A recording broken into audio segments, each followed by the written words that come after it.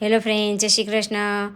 પાલક ડુંગળીના એકદમ ક્રિસ્પી સ્વાદમાં બહુ ટેસ્ટી એવા ભજીયા કે પછી એને ગોટા પણ કહેવાય, તો બહારથી ક્રિસ્પી અંદરથી સોફ્ટ એવા પાલક ડુંગળીના ભજીયા બનાવીશું। તો તેના માટે એક વાટકો પાલક ધોઈ અને ઝીણું સમારીને લીધું છે। એ જ વાટકાના માપથી એક વાટકો ડુંગળીને લાંબી કટ કરીને લીધી છે। અડધી વાટકી લીલા ધાણા, અડધી વાટકી લાલ મરચાં, 1 ચમચી આખા ધાણા અને મરીને ક્રશ કરીને લીધા છે। તીખાશ માટે આદુ મરચાં, સ્વાદ અનુસાર મીઠું અને અડધું લીંબુનો રસ એડ કરીશું।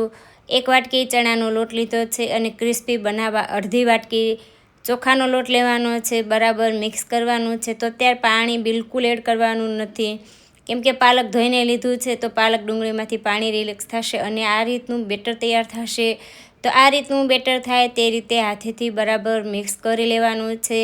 સોડાનો પણ ઉપયોગ કરવાનો નથી। પછી ગરમ તેલમાં આ રીતે ગોટા કે પછી પકોડા આપણે પાડતા હોય એ રીતે એને પાડી લેવાના છે।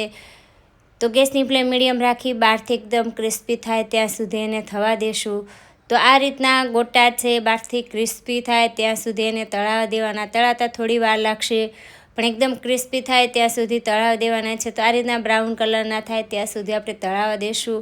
તો બહારથી એકદમ ક્રિસ્પી, અંદરથી સોફ્ટ, બહુ ટેસ્ટી એવા ગોટા કે પછી પાલકના ભજીયા આપણા બનીને તૈયાર છે। તમે પણ બનાવો।